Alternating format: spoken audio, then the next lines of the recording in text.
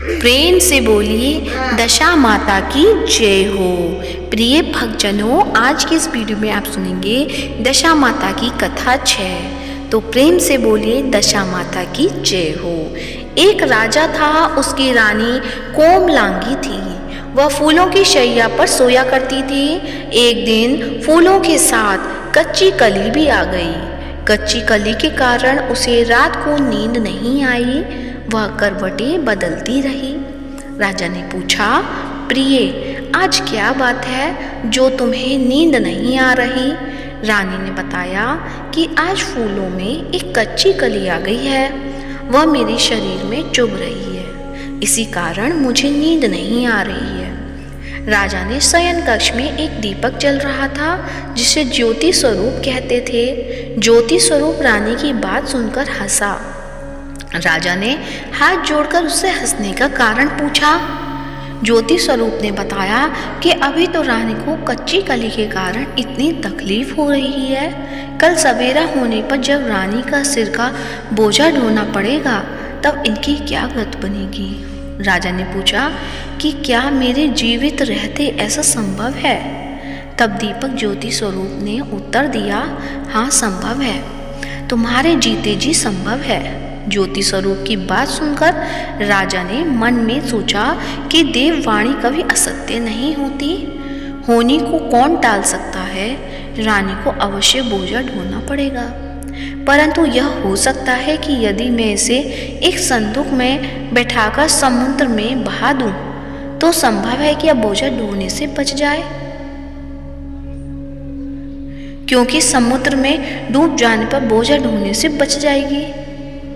राजा ने उसी समय रानी से कहा, चलो मैं तुम्हारे मायके में छोड़ आऊं, कुछ दिन तुम वहीं पर रहना। रानी बोली, परंतु महाराज, मेरे मायके में तो कोई भी नहीं है, मैं वहाँ किसके पास रहूँगी?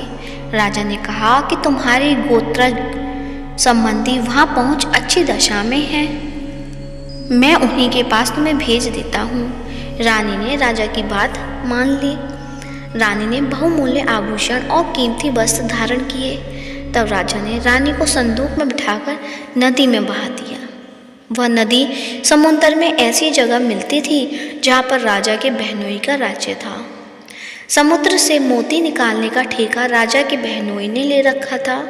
वह संदूक बहता बहता जब राजा के बहनोई के इलाके में पहुंचा, तो उसने मल्लाहों को आज्ञा देकर संदूक को समुद्र से बाहर निकलवा लिया।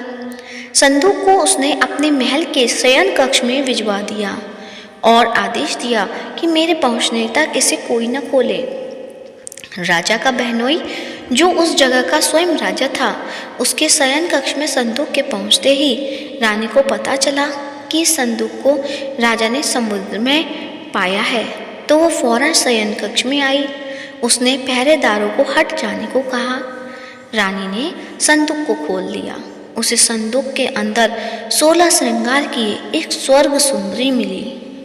रानी ने अपने मन में सोचा कि यदि राजा इसको इस दशा में देखेंगे तो इसके ही हो जाएंगे और मुझे छोड़ देंगे। इसलिए उसने उस रानी के सब जेवर कपड़े उतारकर उसे फटे पुराने कपड़े पहना दिए और संदूक में बंद कर दिया। राजा जब बाहर से महल में आए तो उसने रानी को अपने शयन कक्ष में बुलाया और रानी से पूछा, क्या तुमने देखा है कि इस संदूक में क्या है? रानी ने उत्तर दिया कि मैंने कुछ नहीं देखा है, मुझे नहीं पता कि इस संदूक में क्या है। राजा ने रानी के सामने संदूक खुलवाया तो उसे सुंदर के अंदर फटे पुराने कपड़े एक स्त्री दिखाई दी, जो भिखारन सी लग रही थी। रानी ने कहा, यह कोई भिखारिन लग रही है, इसको कारखाने में भिजवा दिया जाए, वहाँ लकड़ी ढोकर अपना जीवन निर्वाह करती रहेगी। राजा ने रानी के कहे अनुसार उसे कारखाने में भिजवा दिया। एक दिन रानी की सहेलियां नदी में स्नान करके दशा माता का डोरा ले रही थी। उनके पास एक डोरा रह गया था।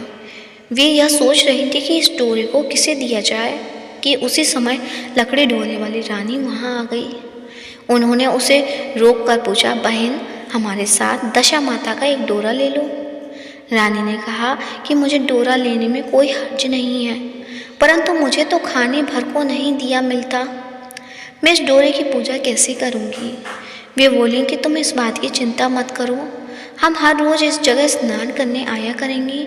9 दिन तक हम यहाँ पर कथा कहेंगी। तुम भी रोज आकर कथा में शामिल हो जाया करना। 10वें दिन पूजा होगी, तब तक दशा माता चाहेंगी तो तुम्हारी दशा बदल जाएगी। रानी ने दशा माता का ध्यान कर डोरा ले लिया।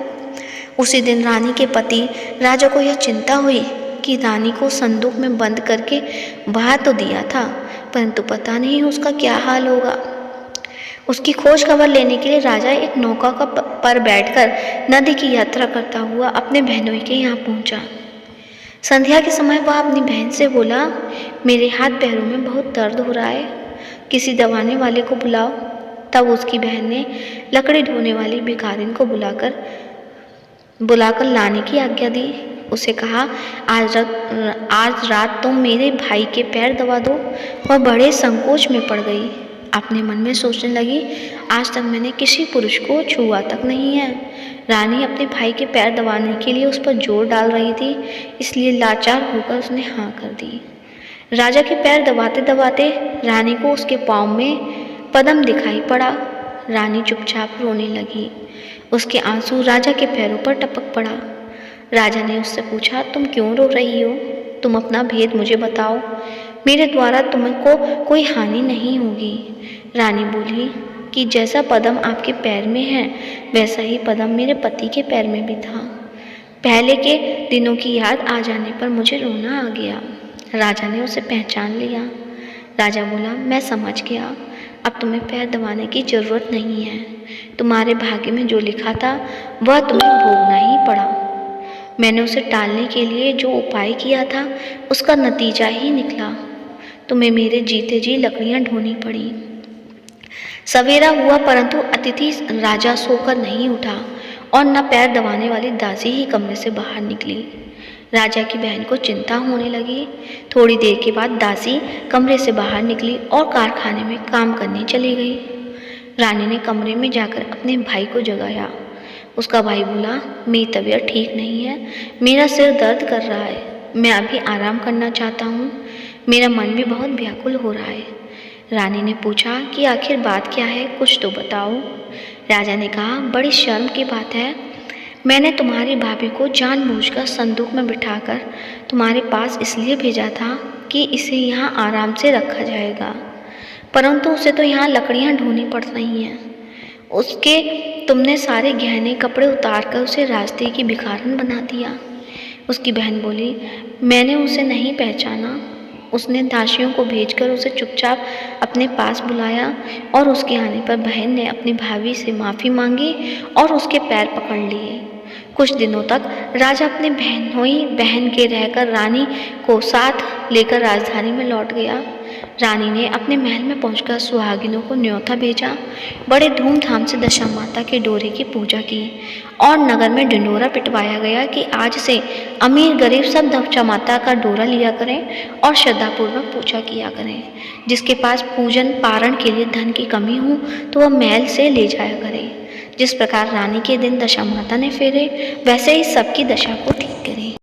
तो प्रेम से बोलिए दशा माता की जय हो।